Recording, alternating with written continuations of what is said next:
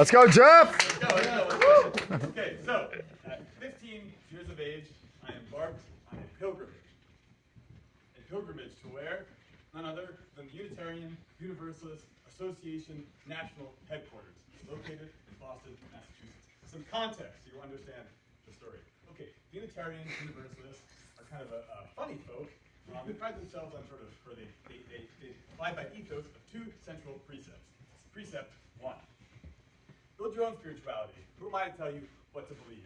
Believe something, but figure out what that means to you. Precept 2.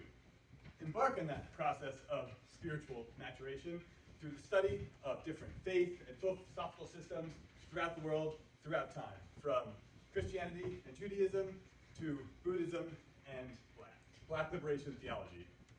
In theory, it's about figuring out what it means to be a good person and how you can become that good person. In practice, it is much closer to MLK Jr. meets Jerry Garcia. There's a lot of fun. Of the congregation, my mother was born a conservative Catholic, but by the time she was in college in the 60s, the hippie movement had quickly disavowed her of her conservative upbringing. My father's, on the other hand, was a Reformed Jew, which is to say someone who is far too smart for religion, but far too guilty for atheism.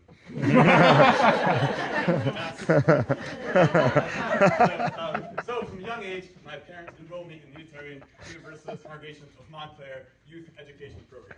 And this program reaches its apex with the pilgrimage for which I started the story to the national headquarters in Boston, Massachusetts.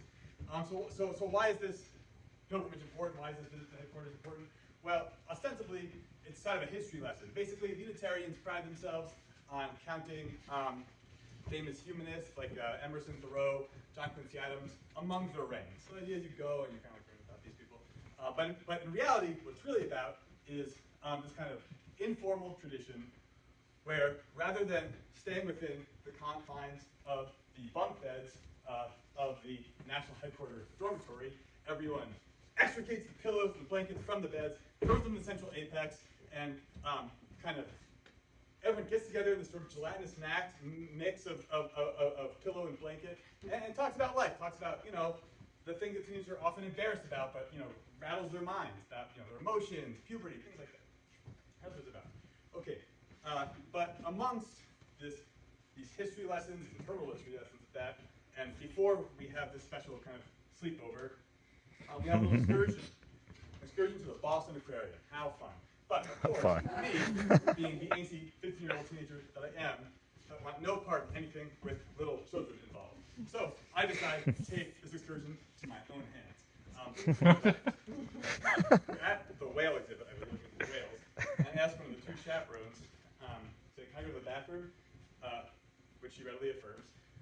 But little does she know that she had finished her affirmation, that I had darted outside the whale exhibit, outside the front door, across the plaza, to the Boston Aquarium parking lot, to the top flight of stairs, this little corner where there was a sort of cutout window, which I could see said plaza. I just run across. So I stand there, and I was wearing at the time one of these, it's got a black, green, white kind of drug rug, one of these like faux Native American ponchos that people wear. They have these big pouches.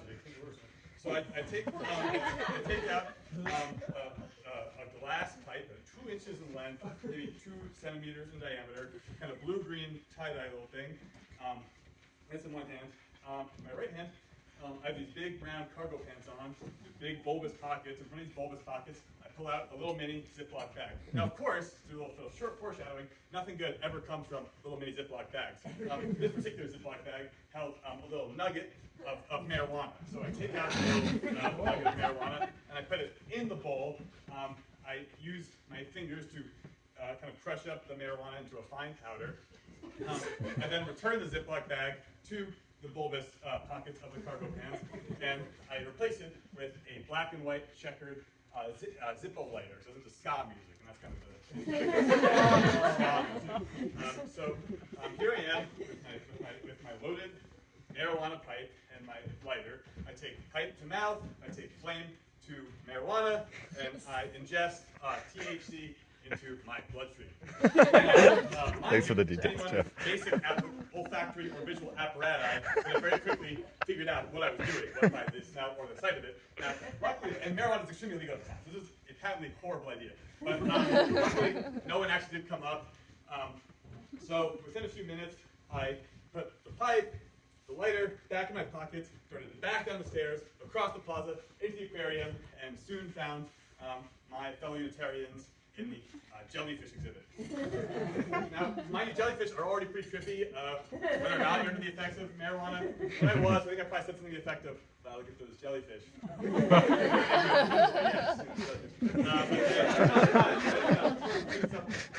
Skip ahead about 5 or 6 hours, and there we are in this gelatinous mix of pillow and blankets. We're all gathered in the center there. We're all sharing our feelings. It's so nice. But me, I wanted to do more than share. I wanted to brag. So I said, hey, everyone, guess what I did earlier? And I said, I've been with you all day. What did you do? And I said, I got high at the aquarium. What? You were with you the entire time?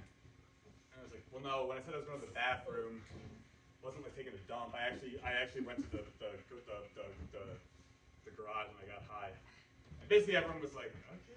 I don't know why you did that, but there was one particular person who was quite impressed by my story, and that was the chaperone who was responsible for So, again, fast forward again, I think 1 or 2 days, me and my little group there were disembarking from the van that had taken us to, in this case, from the Unitarian Universalist Association National Headquarters in Boston, Massachusetts. We pull up there in the congregation parking lot of Montclair, New Jersey. I step out of the van, and from a quite long distance, I see my father looking at me with a 1,000-mile death stare. Now, mind you, I don't want to disparage my father's name. My father was not a particularly angry guy.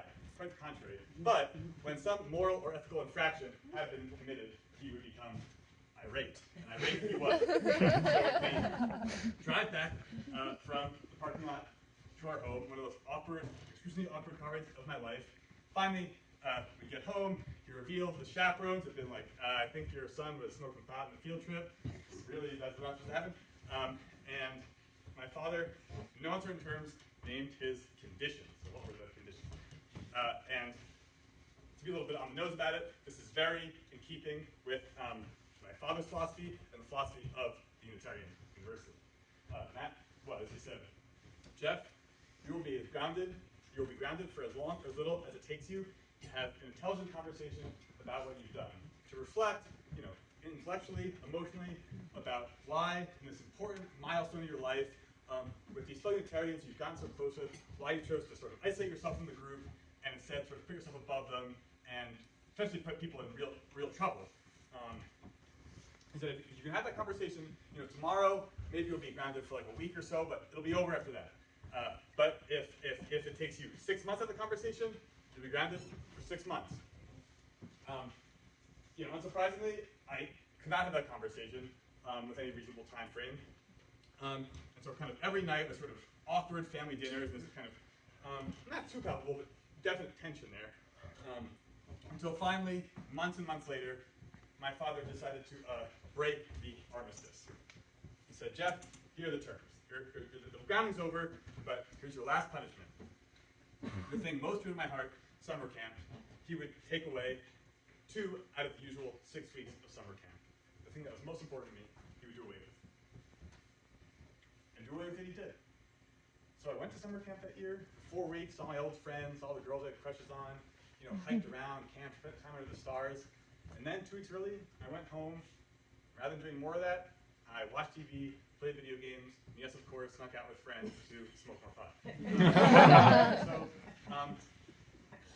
During the story, fast forward again, 18 years and 1 terminal battle with cancer later, I feel like I'm ready to have that conversation with my father. So from whatever vague Unitarian, Universalist, agnostic, Reformed Jew, afterlife you might find yourself in, first things first.